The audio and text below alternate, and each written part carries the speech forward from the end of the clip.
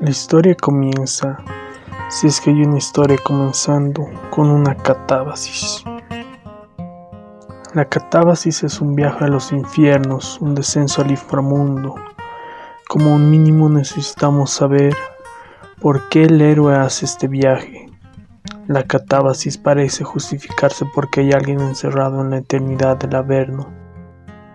El héroe entonces desciende a este mundo saturado de muertos para hablar con uno o varios de ellos.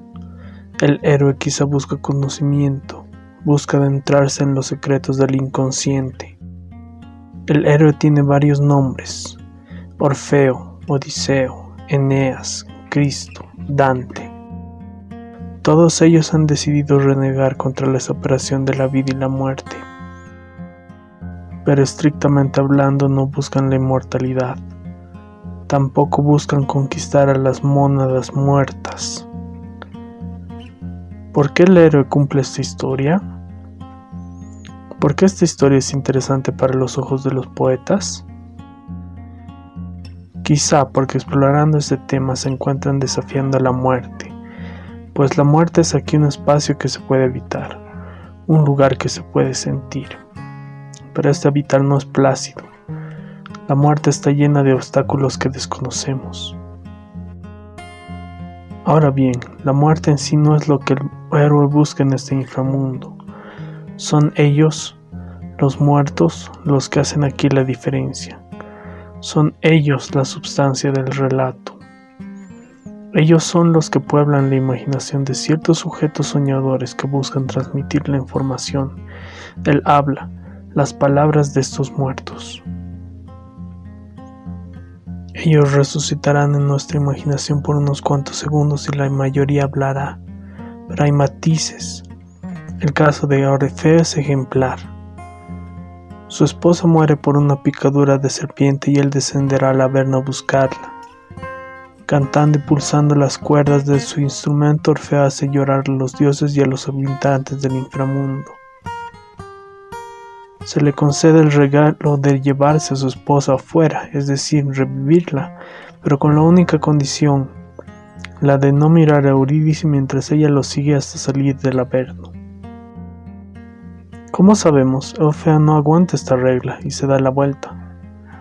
Al mirarla, ella muere por segunda vez. He aquí la angustia del poeta. Orfeo quiere mirarla y hablarle en la muerte.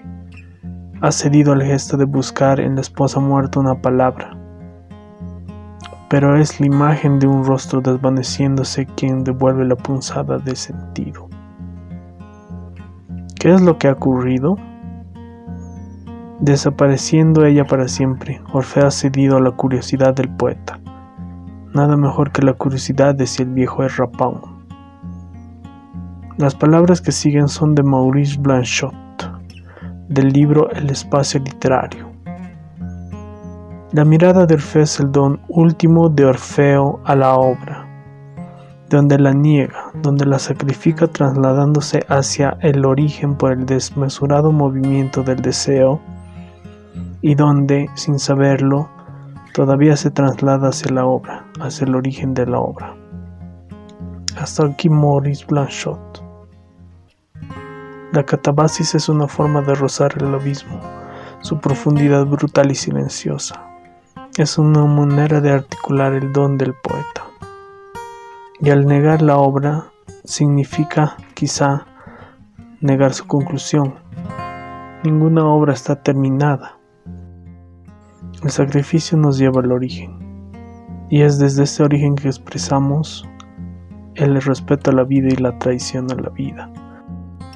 Porque sacrificamos la vida al respetarla, pero la traicionamos solo porque la catábasis quizás sintetiza su ocultamiento apocalíptico, revelando y ocultando el hecho de que solo la necesidad de esta experiencia puede darse en la vida.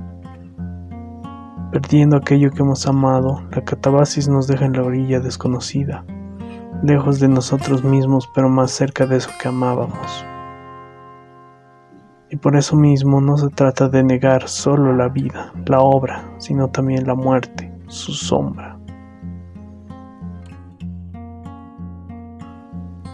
Ezra Pound trabaja en realidad como un arqueólogo en el inframundo. Es el lugar donde el tiempo no parece transcurrir y que el poeta visita con diferentes máscaras puestas. Quizá junto con Odiseo desciende al inframundo en busca de conocimiento. Por eso el poema Cantos empieza con la catabasis generalizada y la proyecta en el poema, pero sin seguir estrictamente la división dantesca de los tres mundos post-mortem. De ahí que Ezra Pound rescata del inframundo partículas de culturas en ruinas, es decir, elementos que son actualizados en un gran poema trenzado de diferentes flujos de conciencia.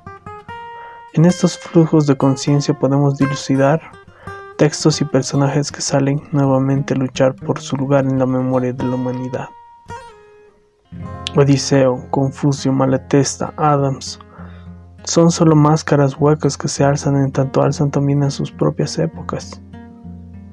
Son índices dramáticos e intensivos de cultura.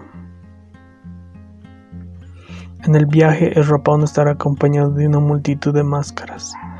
Esto puede ser leído como un signo de que ninguna le satisface por su singularidad. El valor de Cantos está en las partículas de vida, el conjunto total de las mónadas que interactúan contando su historia. Hay en Ezra Pound, por lo tanto, una monadología de las encarnaciones atemporales. En esta primera etapa nos corresponde la encarnación de lo helénico y lo latino. Lo mítico, lo histórico y lo político se funden. La política de la catabasis era justamente acercarse míticamente a la voz del muerto, oír noticias de él. En el canto 1 de Cantos, Pound desenmascara un rasgo atemporal de la Nekuya homérica, el deseo a la imaginación, no el hecho de que podamos encontrarnos con nuestros seres queridos y hablarles después de muertos. La Nekuya es el ritual de la invocación a los muertos. Este nombre designa también al famoso canto 11 de la Odisea. Catabasis y Nekuya se juntan en un momento donde el poema revive literalmente a los muertos. Haber sido griego y presenciar a Homero recitar el poema debía ser una experiencia tan impresionante y verídica como el hecho de convencer a la gente de esa época de que podían hablar con los muertos. Y entonces aparece la referencia a Andreas Dibus.